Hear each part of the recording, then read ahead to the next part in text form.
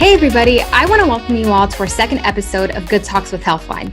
My name is Ivona Armenta and I'm with the Healthline team. Through Good Talks, we want to provide you all the opportunities to share different perspectives, gain clarity, and find some inspiration.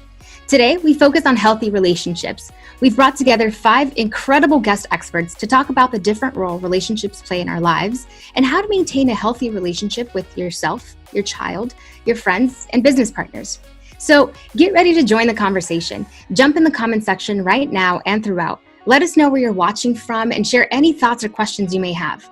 We'll keep an eye out for those questions and answer both today and after the episode.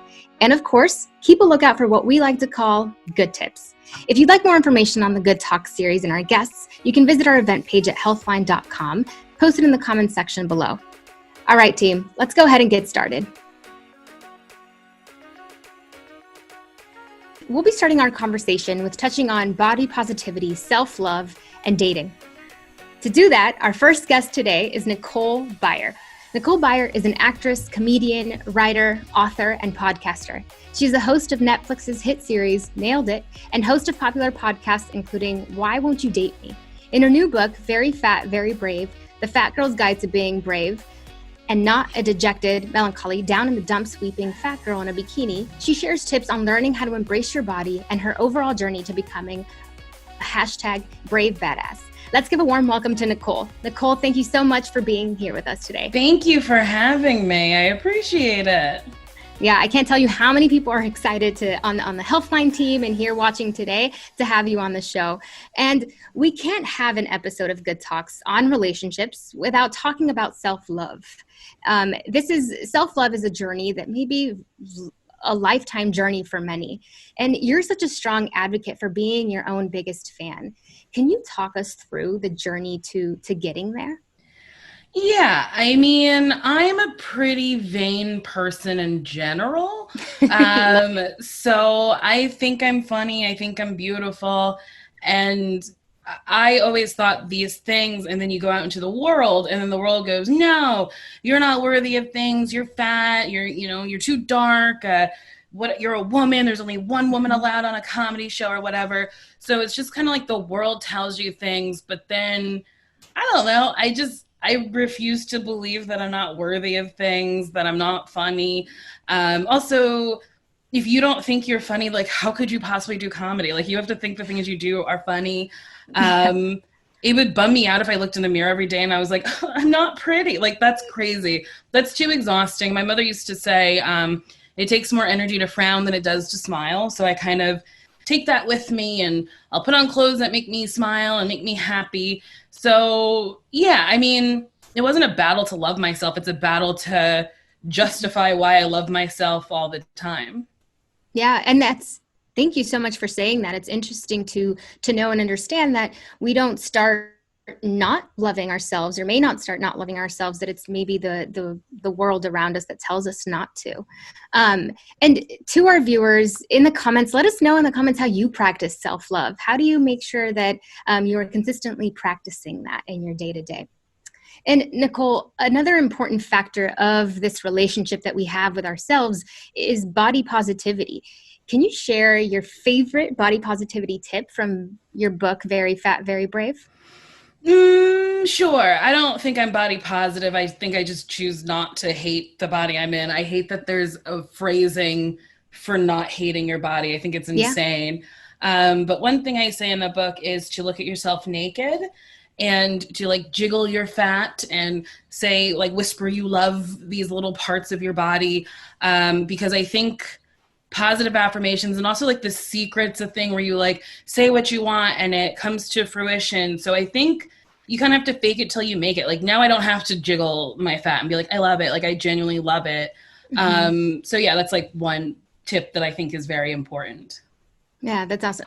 My next question is, to those who have access to therapy can be and is such an instrumental tool for many who are looking to make changes to how they approach their relationships.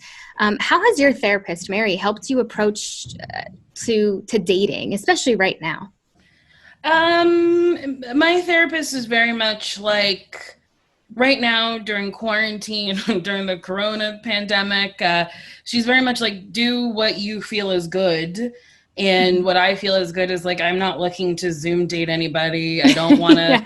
pen pal for, months on end.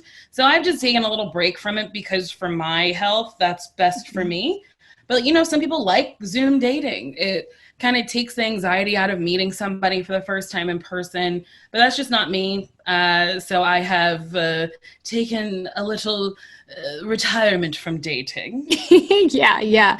I know. I'm sure many of us can agree that dating over Zoom may be a little awkward, but who knows? Maybe someone, you can set up a table, a candle, and have a virtual dinner. Yeah. If it works for you, it works for you. I think that's like the most important thing. It's like, you don't have to look at what other people are doing. You do what makes you feel good. Yeah. No, I totally agree with you. And before we end this segment, another question, and I'm asking for a friend. What's the best relationship advice you have gotten from Why Don't You Date Me interviews over the past 3 years?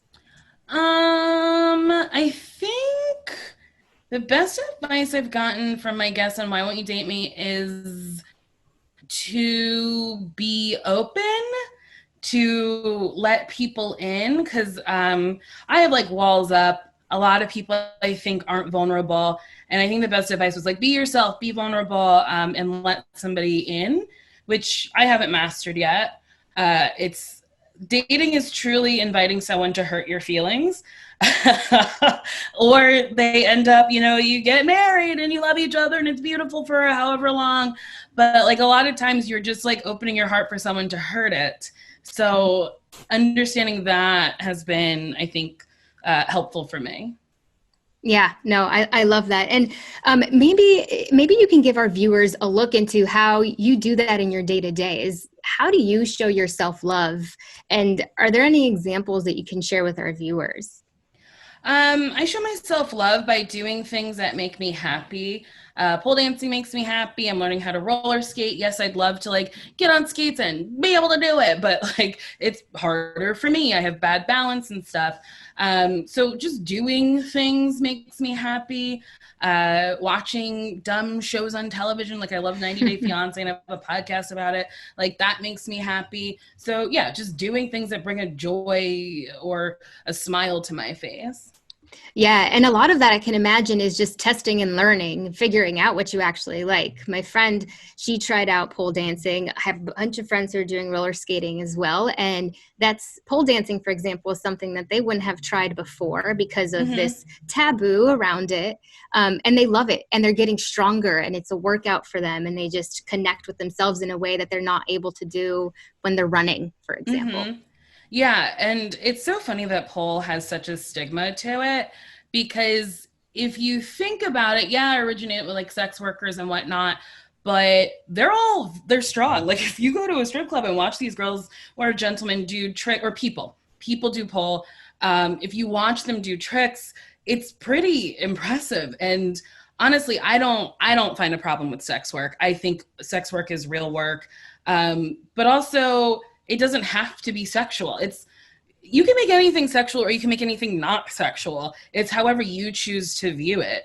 And I implore you, if you think that polling is dirty or whatever, like go look on Instagram and watch these athletes, because that's what they are. Like people who are good at it are athletes. They're just as athletic as gymnasts. They're doing a lot of tricks that gymnasts do. For me, it's like adult gymnastics. I love it. No, yeah, totally. I 100% agree with that. What can we do to better our relationship to ourselves, maybe even before the end of the year? I have trouble with this because I'm not a perfect person, but speaking nicely to yourself, like I had a friend text me and she's like, oh my God, I've gained so much weight during quarantine. I'm like a ball. I'm like rolling out of bed. And I was like, yeah, but are you like happy? And she was like, yes. And I was like, what did you do like this weekend? She's like, oh, we went, hiking and swimming. And I was like, isn't that cool that your round body did that?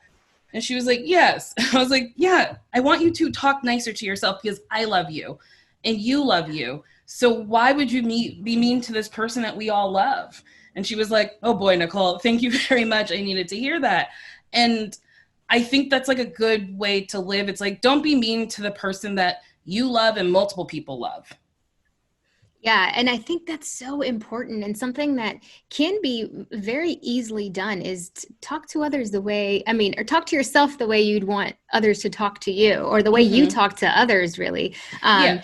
so it's important to have that relationship with ourselves as well. And with it, go for whatever you want to go for and look for those relationships that you can talk mess with and talk about all the things that you're feeling. So, Nicole, thank you so much for joining us. Thank you for having me.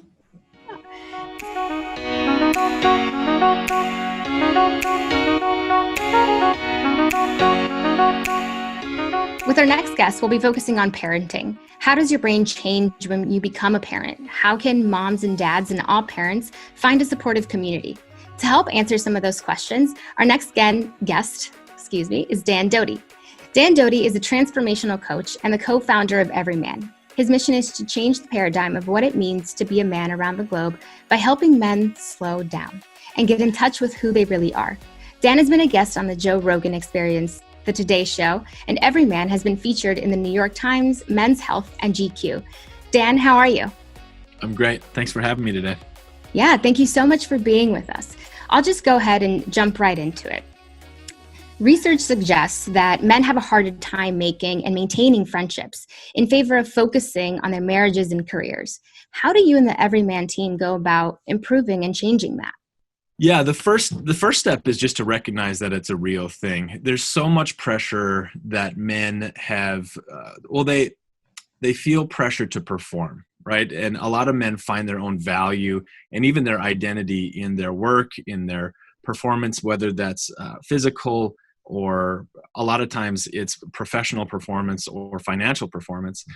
And what it's leading to is a great missing out, a great missing point or missing part of men's lives, which is actual human connection, which is friendships that go deeper than just drinking the beer and kicking the tires. People to go to when men struggle, people to reach out to celebrate. Men are just missing this critical element of human life, and it's affecting their mental health. It's affecting their families. It's affecting their workplaces. And so in order to, the first part is just to point to it.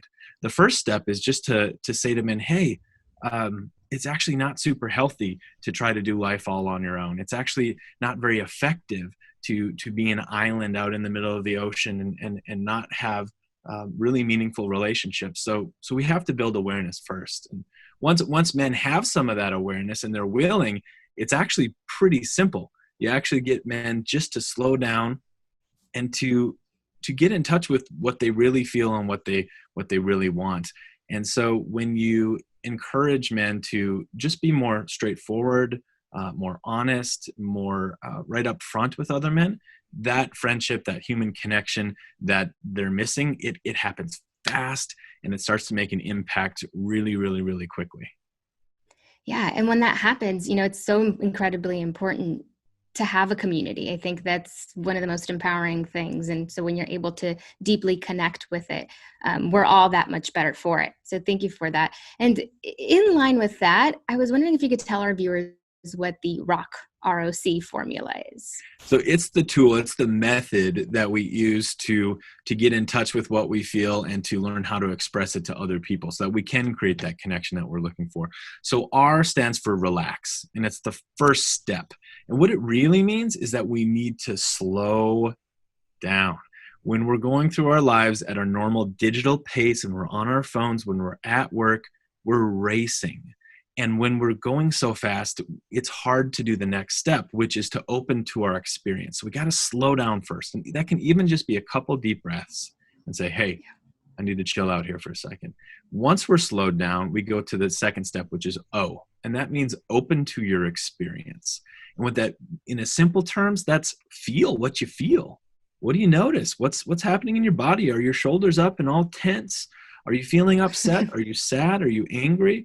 Really basic level. Like, what are we actually feeling? Because we're always feeling something, but oftentimes what we intend to share with people is not lined up with what we're actually feeling. So we slow down and we get in touch and we become aware of what we really feel.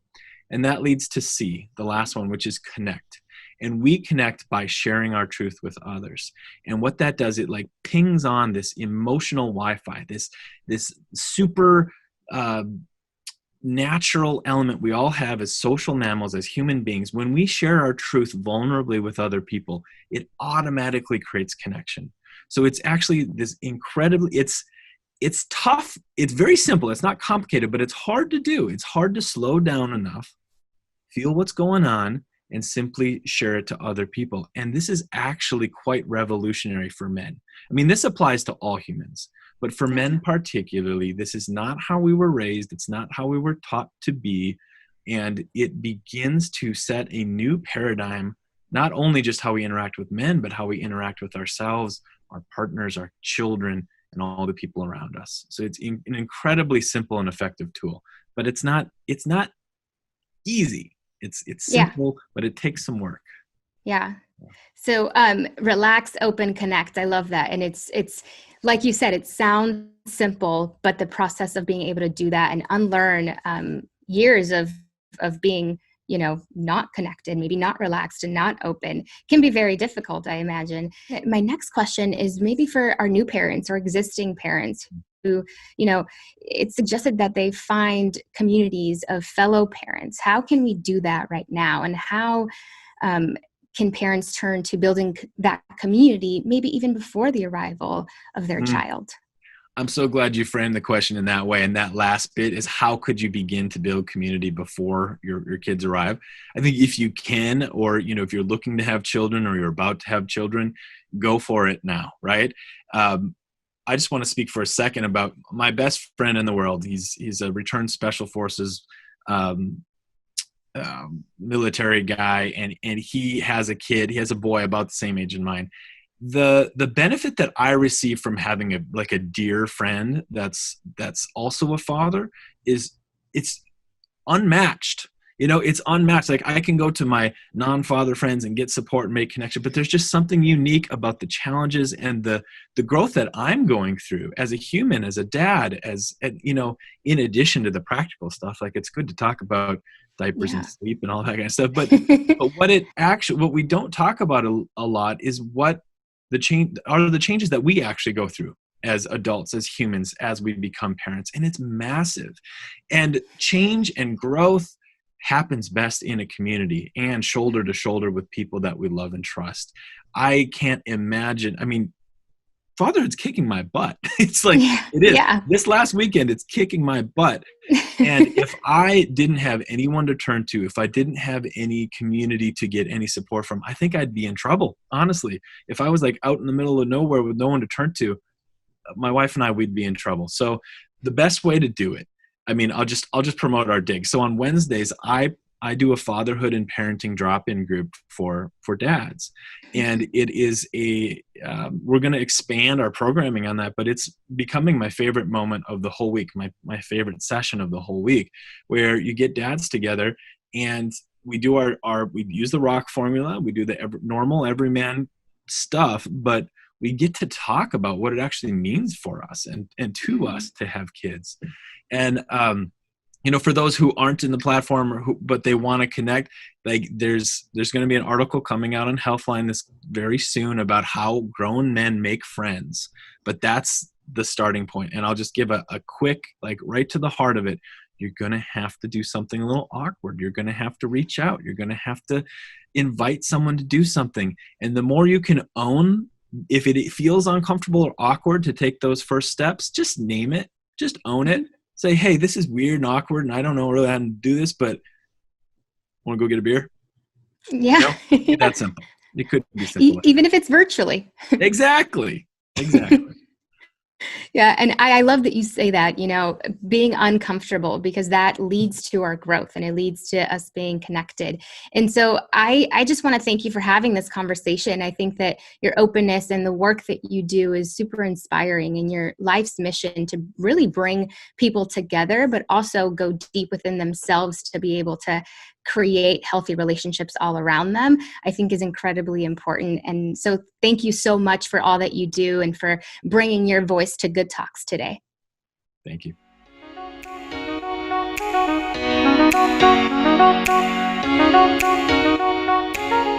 Our next guest, Aminatou Sow and Ann Friedman, will talk to us about the importance of friendship, the role of race, technology, and therapy in modern relationships.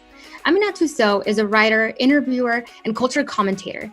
She's a frequent public speaker whose talks and interviews lead to candid conversations about ambition, money, and power.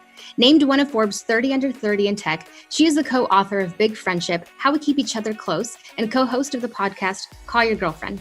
Ann Friedman is a journalist who covers gender, politics, technology, and culture for many publications, including New York Magazine, the Los Angeles Times, and The Gentlewoman. She co-hosts the podcast Call Your Girlfriend and is the co-author of Big Friendship, How We Keep Each Other Close. Aminatou, Ann, welcome to Good Talks with Healthline. How are you? Hi, so good. Thank you for having us. Yeah, thanks so much for being here. And what I love about this is that you two are real life best friends. So with that, I kind of want to start off by asking you, with everything that's going on right now, a lot of friendships are increasingly relying on technology to keep their communication cadence healthy. I know I am, and it's actually something that I'm struggling with. Can you both tell us a little bit about your own experience becoming long distance friends? And maybe we can start with you. Sure. Thank you so much for having us. Ann and I have been friends for 11 years this year. Happy anniversary earlier this year, Ann. We've been friends celebrate. I know. May 11th, very important. And we have lived far apart from each other, I would say like 9 of those years at this point. So we are very rehearsed in how to stay close to someone that does not live in the same city as you do. And, I think that for people our age or people who are, went to college, not where they went to high school or moved away from home for whatever reason, you have a tier of friend like this, people that you love a lot who you are just not close to. And so the pandemic itself, I would say, has not been hugely disruptive to our routine because we are used to using all of the technology to try to keep up with each other. Anything you'd like to add to that, Ed? Yeah, I think that the earliest days of our long distance friendship were we maybe relied on technology a little differently than we do now. Like we've gotten into more of a routine with our ways of keeping in touch. And, we are also in some ways not the best example because we also work together, which means we are on calls like this a lot. And so the challenge is less about how to make time to see each other, but how to make more meaningful time to catch up about the things that are happening with us, outside the work context. Wow. Are you finding that you have to schedule yourselves in for that meaningful connection time? Oh, absolutely. I think if we let work be the primary conversation driver, we would work all the time. That is just true of, I think that's true of everyone. And we wrote this book together over the last 2 years. And for as much fun as the book was also work, and having to really schedule some time where we say, okay, I just want to talk to you as my friend and I don't want to talk about work at all, or, making time to go on trips together that have nothing to do with work, or, just choosing activities that are truly about maintaining, the relationship that we have that is not touched by work. Yeah, totally. And with that, my next question is, can you talk to us about the trapdoor and the role of race in your friendship? Aminatou, maybe we can start with you again and then go over to Ann. Sure. You are referring to this concept, the trapdoor of racism, that was coined by the cultural critic Wesley Morris, who, uses the trapdoor really as an example of the limitations that will always exist in relationships between people of different races.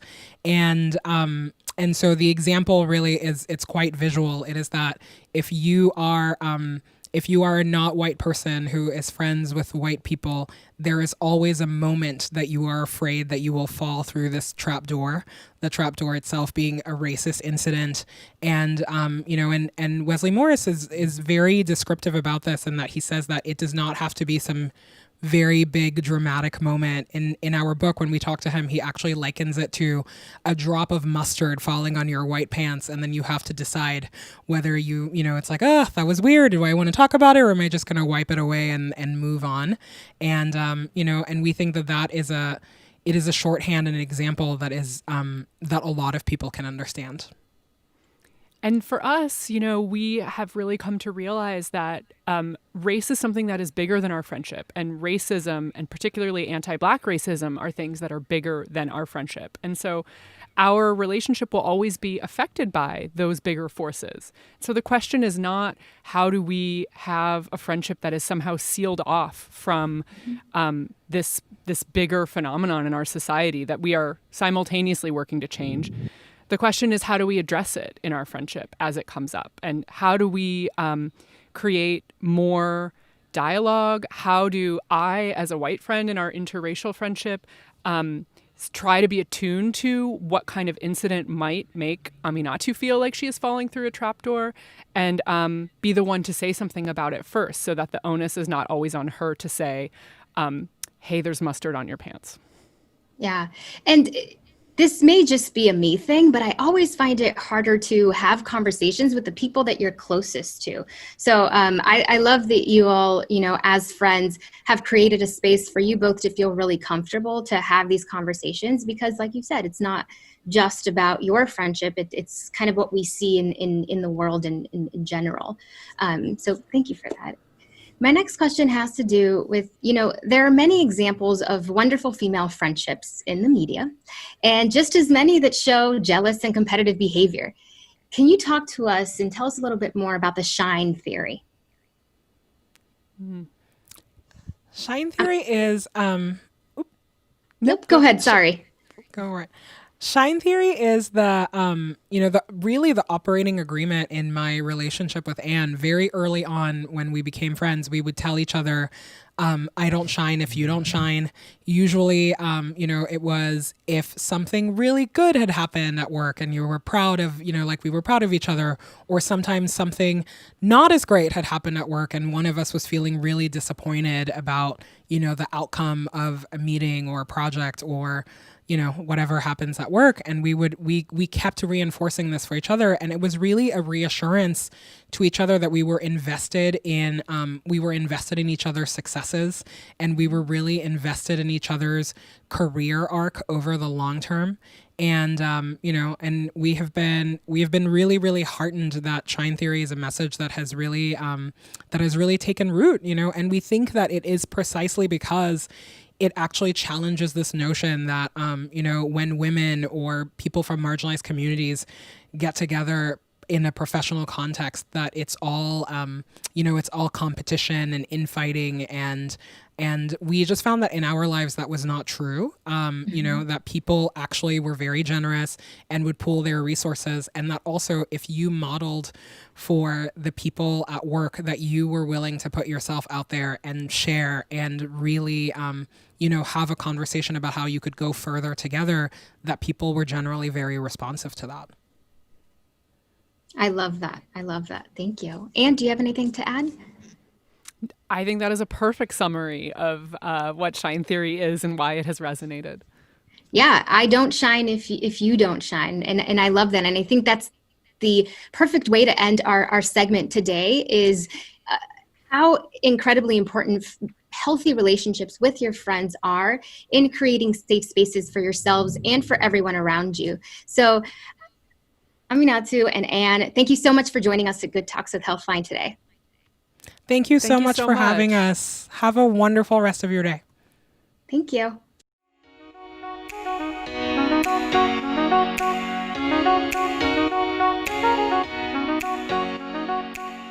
With our next guest, we'll be discussing balancing professional and personal relationships.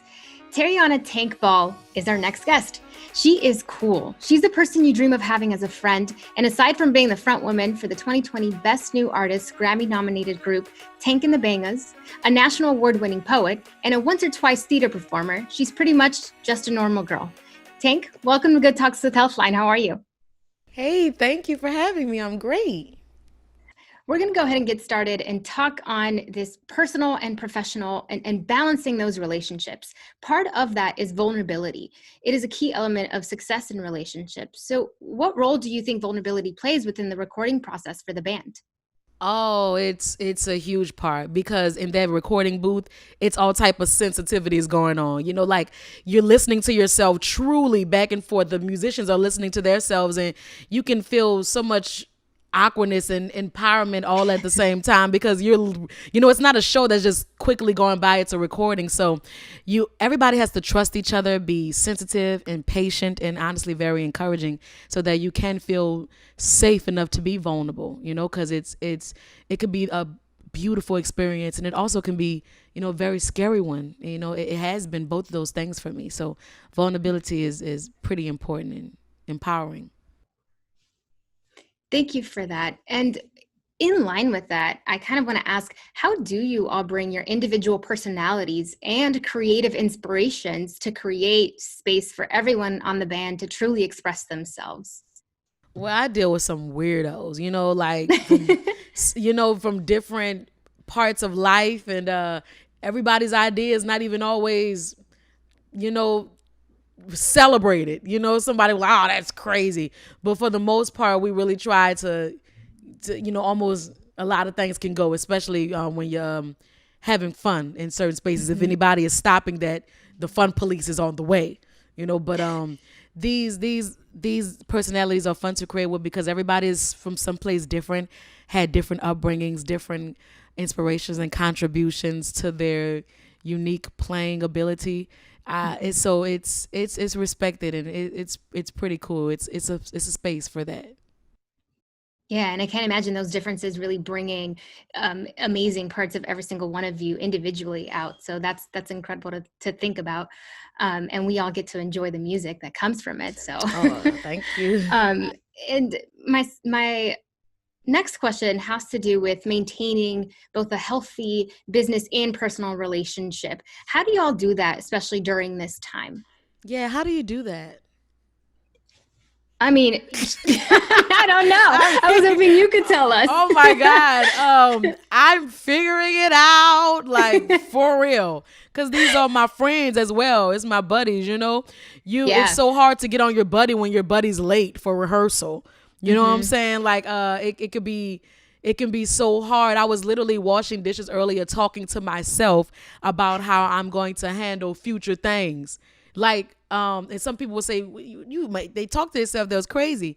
I remember my little brother saying, if you don't talk to yourself, you crazy. He said, I like that. He said, you better talk to yourself. And, I took so much joy in asking myself questions, and truly not being embarrassed to admit the answers to myself with myself, So I'm still finding that, I'm still searching for that balance. And on a good day, it could be incredibly awesome, because you can call your friends up and tell them what you need out of them, and it's cool. Then there's other days when you're finding it difficult to have that conversation.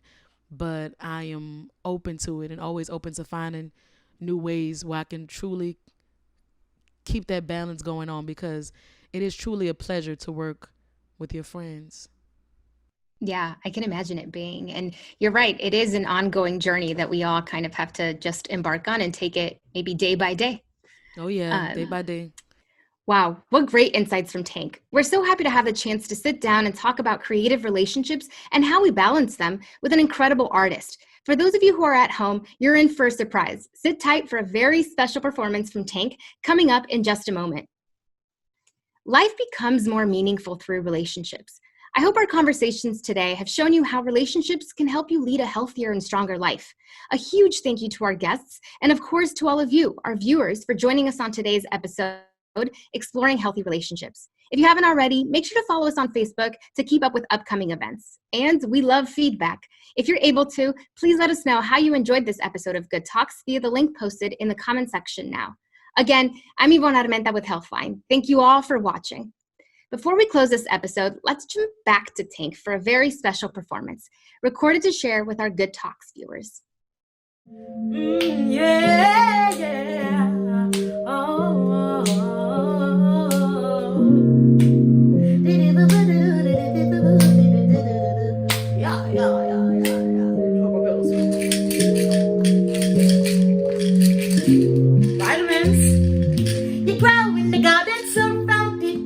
weeds in the garden with trees and leaves. Misbeliefs grow and the rain don't show, but you grow. You go to the weeds and take your lead. You try to fit in with them leaves and leaves, but you're a rose in the garden made of make-believe. That's who you be, the proper wear those leaves, cause you grow in the garden, surrounded by weeds. In the garden where trees and leaves and misbeliefs, and you grow, it don't show, and you grow, it don't show, and you grow, it don't show, and you grow, it don't show. You constantly bloom, but it's not you. And you go to the weeds and take your lead. You try to fit in with them leaves and bees, but you're a rose in the garden made to make believe. But if that's who you be, the proper wear those jeans. But are those jeans right? Do they feel tight? Do they look good? Do they feel right? Right, and you look tight in those jeans. Take them off, they're not what you needed. Birds of a feather, they fly together. Colors of a flower, they grow forever. And we like to do it. We do best. They go left. You can grow, you won't know, and you only reap what you sow, and that's no way to be. I'm just a planter, this is your seed, cause you grow in the garden,